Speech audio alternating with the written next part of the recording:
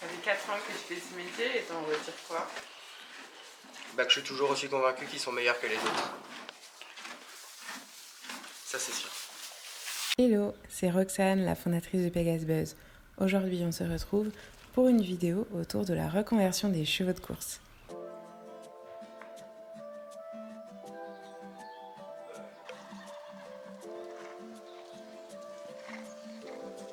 Que deviennent les chevaux à la sortie des courses? Quelle vie leur réserve-t-on? Il était une fois la deuxième histoire du cheval de course. Après une carrière sportive de quelques mois à quelques années, une nouvelle vie attend les chevaux de course auprès de cavaliers pratiquant l'équitation.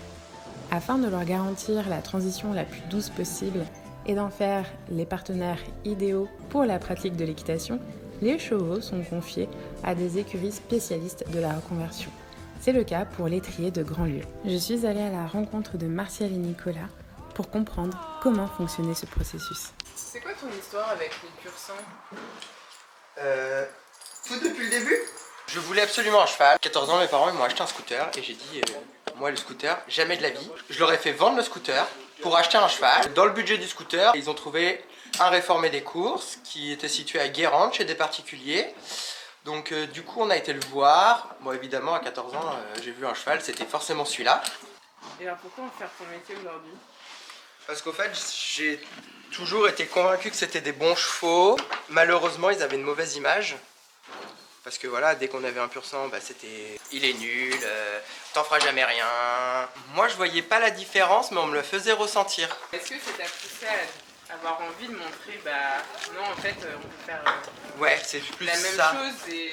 Mais en fait, j'étais toujours convaincu que c'était peut-être même des meilleurs chevaux. Et ce qui m'a poussé à faire vraiment ce métier, c'est que je voulais travailler dans les chevaux. Je savais pas forcément quoi faire, mais j'avais la conviction que on pouvait faire quelque chose avec ces chevaux-là. Au début, je me suis beaucoup rapproché de Sylvain Martin, qui avait écurie Seconde Chance.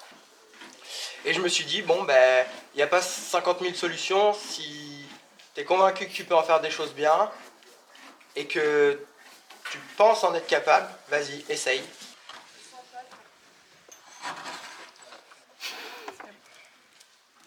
Est-ce que comme pour les chevaux de sport, tu vas aussi travailler tout ce qui va être musculature? Je pense que tu recherches. Oui. Alors en fait, eux, ils ont plutôt une musculature qui est longitudinale. Et nous, on va en fait compléter cette musculature-là en venant faire des mouvements de côté. Justement, faire beaucoup de cercles pour pouvoir qu'ils soient beaucoup plus souples. Voilà, leur donner beaucoup plus de légèreté. Et on essaye surtout aussi d'aller en extérieur pour pouvoir valoriser un petit peu sur des chemins vallonnés. Quand tu parles de légèreté, qu'est-ce que ça veut dire? Parce que ça veut dire que le poids est surtout mis sur l'avant. Ouais. Comment tu veux retravailler pour que le balancier revienne sur les postérieurs? En fait, on cherche beaucoup à les remettre en ligne sur le cercle parce qu'on les oblige à avoir de la poussée, ce qu'on ne leur demande pas forcément aux courses. Et ça les permet de les rééquilibrer. On utilise aussi pas mal de barres au sol pour les rendre attentifs et amener à redresser l'avant avec beaucoup de transition pour qu'ils viennent abaisser l'arrière-main et rentrer vraiment dans ce que nous on attend vraiment, la tension, l'abaissement des hanches pour que devant vienne se redresser et venir du coup avoir une attitude qui est assez ronde et assez harmonieuse. C'est quoi ce qu'un cheval doit prendre en priorité? C'est qu'aux courses, ils ne dressent pas les chevaux de la même façon que nous. Et du coup, ça a un impact sur notre équitation quand on les reçoit. On ne peut pas monter et se pendre au bout des rênes. Parce que eux, se pendre au bout des rênes, c'est justement, ils vont chercher l'attention pour aller plus vite. Donc, la première chose à faire, c'est leur apprendre qu'ils peuvent être tendus sans aller vite. Donc, on passe par une première étape qui est la relation à la jambe, que eux utilisent peu. Donc, du coup, il faut leur apprendre à se pousser. Alors, ça passe par beaucoup d'exercices au pas, où on leur fait prendre le temps de marcher lentement, de prendre le temps de décomposer et de prendre la jambe et de venir juste l'appuyer pour dire, voilà, quand je mets ma jambe, voilà, c'est les épaules qui se poussent. Voilà, voilà, qui se poussent de ma jambe. Voilà, voilà. Et c'est à partir de là où voilà, même si j'ai pas de tension, ou même si j'avais beaucoup de tension, mon cheval il viendrait, voilà, venir chercher son mort parce qu'au fait, grâce à ma jambe, je viens le pousser sur son mort. Voilà. Je viens le pousser, hop, et après je le bascule sur mon autre jambe. Voilà. Je le referme avec ma jambe extérieure, Je maintiens juste pour pas qu'il s'effondre. Il s'effondre, et voilà. Et au fait, mon cheval, naturellement, il vient chercher son mât. Et du coup, à partir de là, on obtient la tension naturelle. C'est lui qui l'a créée, c'est plus nous qui venons la chercher en nous pendant au bout des rênes. Et une fois qu'ils ont compris ça, mais du coup, c'est facile de les construire dans une équitation plus moderne, plus loisir, plus sport, que la première équitation qu'ils ont connue, qui est très course.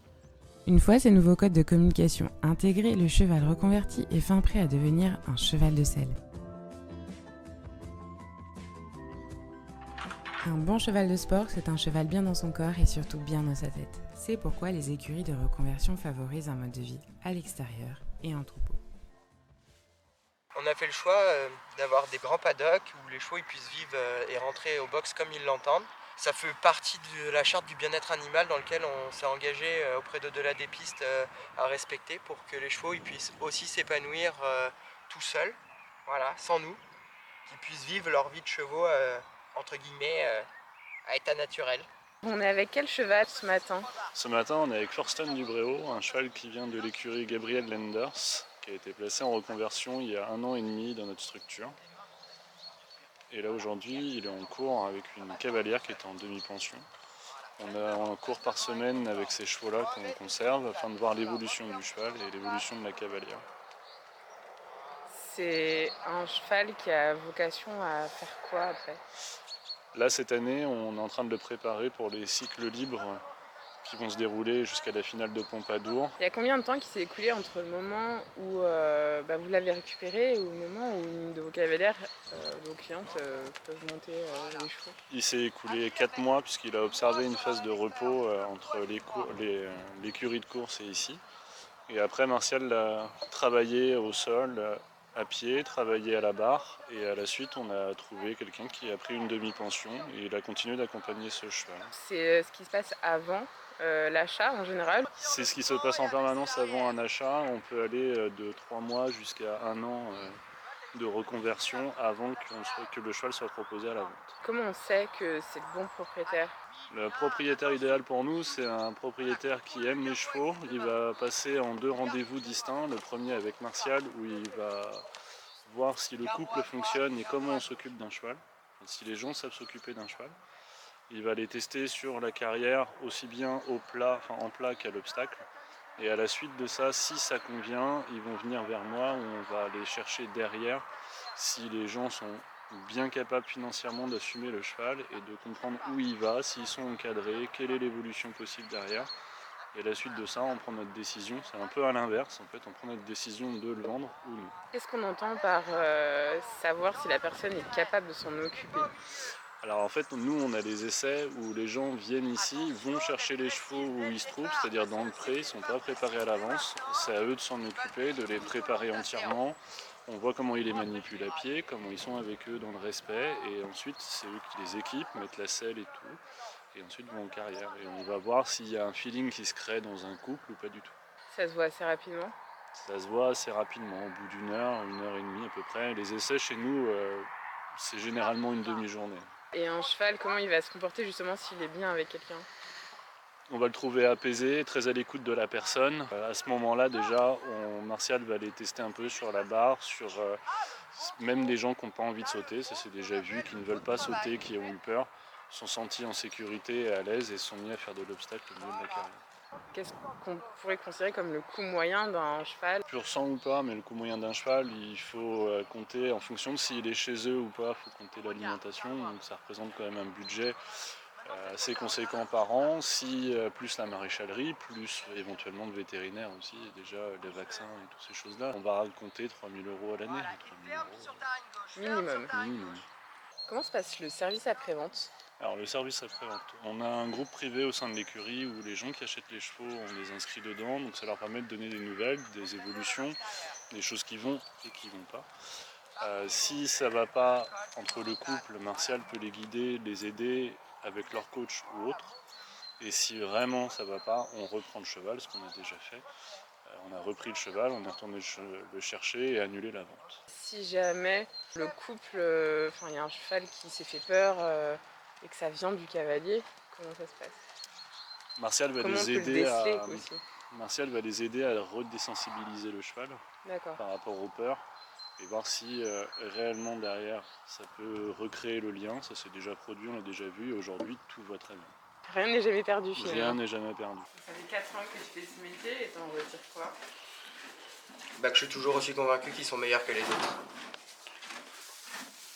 Ça c'est sûr. Depuis sa création au monde, la capacité des chevaux à s'adapter a été pour l'homme fondamentale pour sa propre évolution.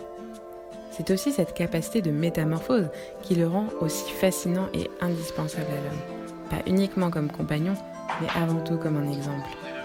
À une époque où l'avenir nous paraît incertain, le cheval nous montre une fois de plus qu'il est toujours possible de grandir et qu'il y a toujours de la vie après la vie.